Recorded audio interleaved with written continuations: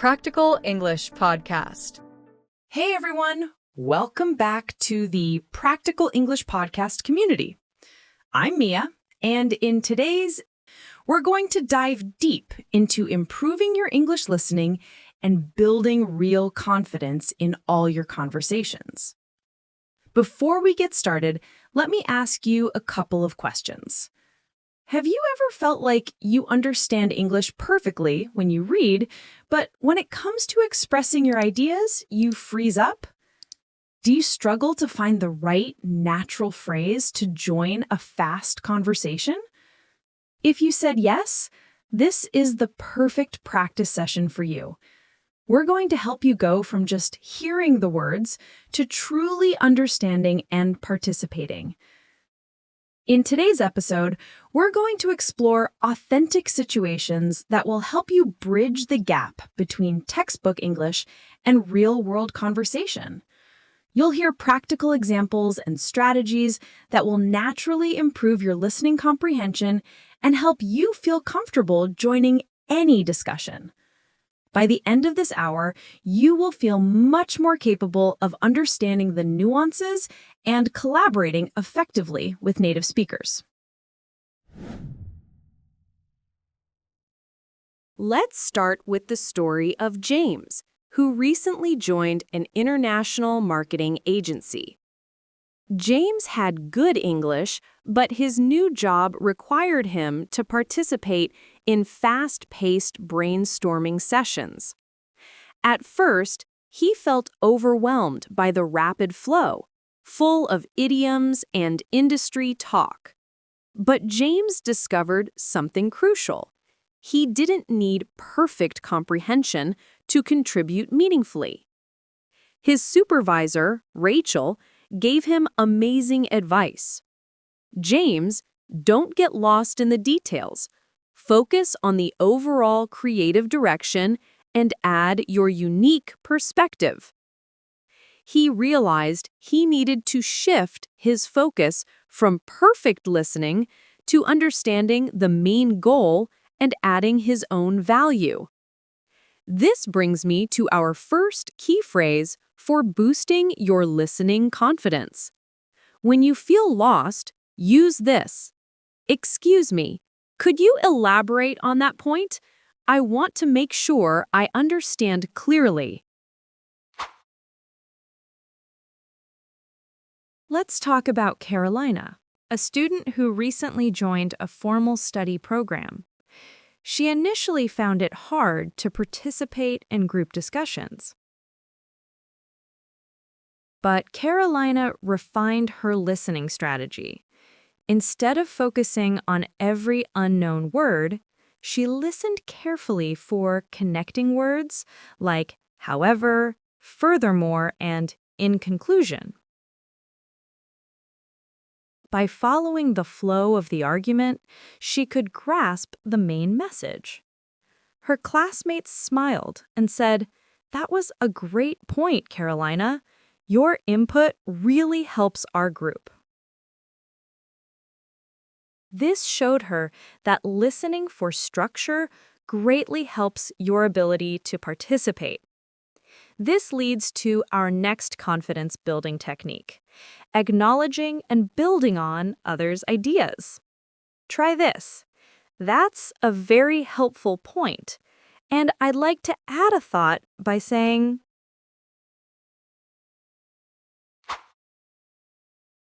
Robert, one of my friends, was trying to break the habit of translating in his head, which slowed his speech down. He told me about a webinar he attended where experts discussed new technology. He focused only on the speaker's tone and the main theme to get the 70% of the meaning he needed. Later, he started using internal dialogue, where he practices thinking about his day only in English. By removing the translation step, his listening and response time became much faster. If you are finding these strategies helpful for your intermediate listening and speaking, take a quick second to hit the like button and subscribe to the Practical English podcast community. Your support helps us create these deep practice sessions. Let's examine Patricia's story. She works in a busy environment with calls in multiple languages. She realized she had to stop listening passively. Her solution was to ask for clarity in a friendly way. Instead of being demanding, she used phrases that showed cooperation. For example, "Excuse me, could you walk me through that part again? I want to make sure we're on the same page." Her colleagues appreciated her focus on teamwork, and this greatly improved her comprehension. If you encounter an unfamiliar term, try this phrase. "I apologize, that's a new term for me. Could you please give me a quick example?" Then there's Michael, an engineer.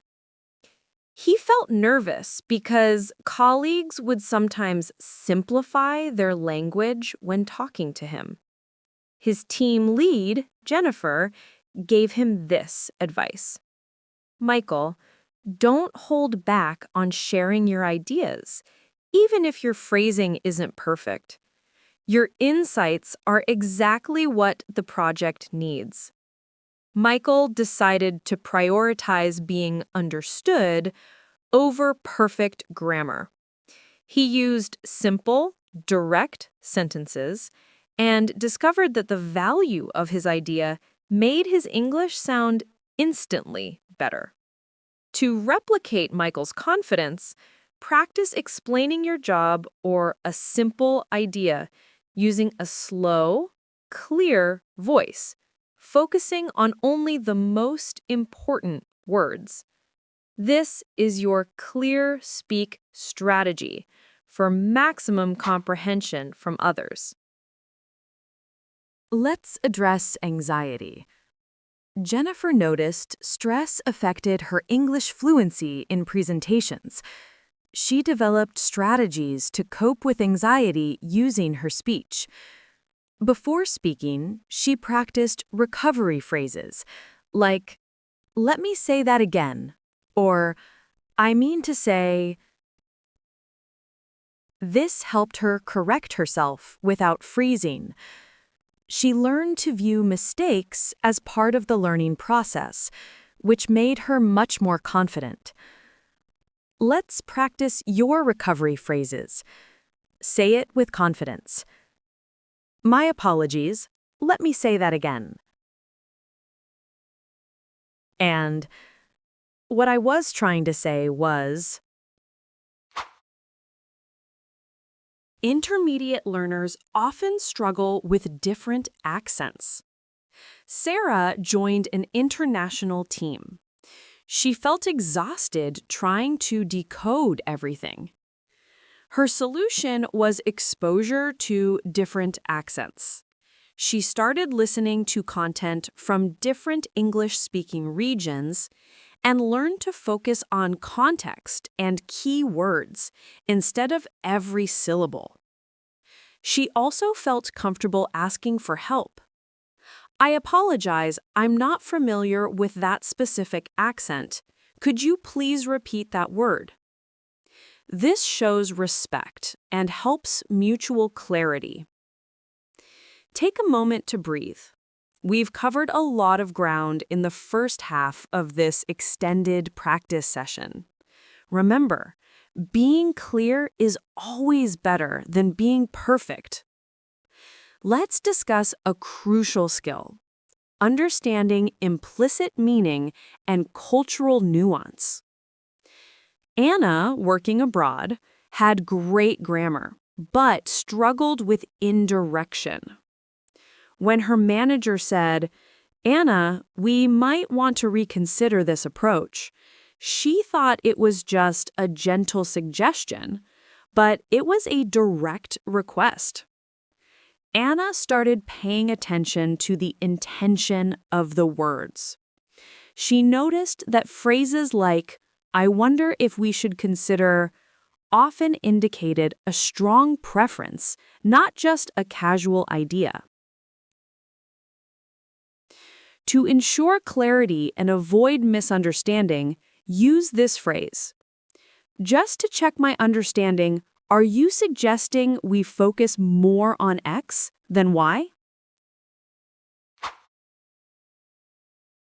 David, an engineer, felt awkward during coffee breaks. He learned that asking and actively listening is the most effective way to be fluent in small talk.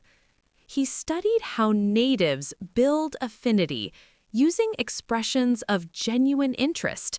That's amazing. You have a good point. Or tell me more about that. Let's practice showing interest. That sounds like fun. Tell me more about how you got started with that. And that's a great idea. I hadn't looked at it from that side before. Rebecca, a student, needed to present her ideas with confidence and logic. She learned to use phrases that acknowledge other viewpoints before presenting her own. Phrases like, "I respect that point, but I believe the information shows." This builds a strong and respectful argument. She used connecting words, furthermore, consequently, to create a logical and easy-to-follow flow. Practice the balance. I agree with that point. However, I see a slight difference in the result. And, therefore, we should consider this other option carefully. Carlos, in management, needed to mediate disagreements. He used uniting language to focus on the solution. Phrases like, "I see valid points on both sides," or "let's focus on finding a path forward that helps everyone." He learned to express disagreement softly. I have a slightly different suggestion for the deadline, which made him a more confident professional. In all these stories, there is one consistent theme for intermediate success: active, collaborative engagement. You must practice more than just listening passively. You need to focus on strategic, clear communication. This journey is about using empathy, confidence, and respectful language. Now, here are 3 quick and practical things you can do every day to reinforce your listening and speaking. First, the reflection journal. Spend 5 minutes reviewing one conversation you had in English today. Ask, did I communicate clearly? Was there a more encouraging phrase I could have used?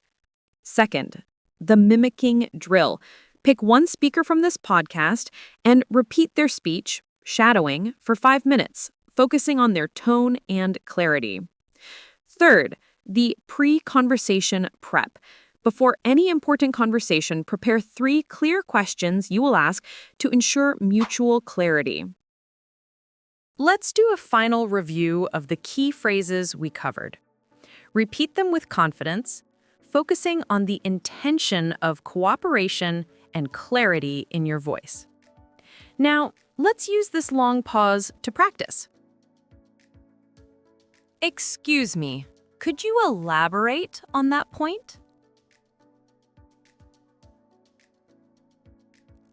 That's a very helpful point, and I'd like to add a thought.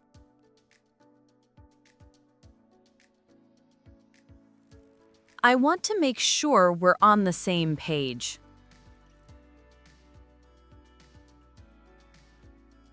I apologize. That's a new term for me. Could you give me a quick example? My apologies. Let me say that again. What I was trying to say was,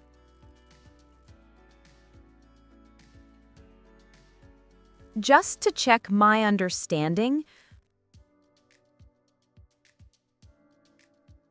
are you suggesting we focus more on X? I see valid points on both sides. I respect that point, but I believe the information shows.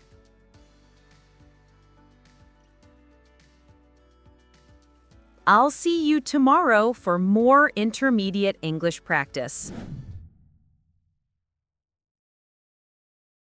Thank you for joining today's hour-long extended practice session on mastering clarity and confidence in intermediate English. Remember the key: being understood matters more than being perfect. Challenge yourself to engage actively and respectfully every day. If you found these strategies helpful, please subscribe and share this episode with a friend who is also working on their confidence.